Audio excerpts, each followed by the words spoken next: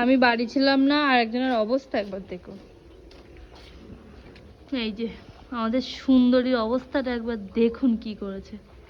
দেখো কতটা বদমাস বিচ্ছু।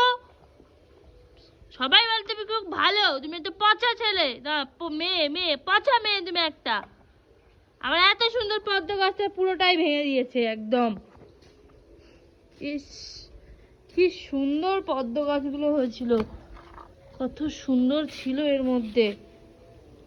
উনি ওই বাটারফ্লাই গুলো ধরতে যায়, এর উপর ছিল, লাফ মেরেছে মনে হয় কাদায়, হয়তো বাড়ি ছিলাম না, ভূত হয়ে গেছে।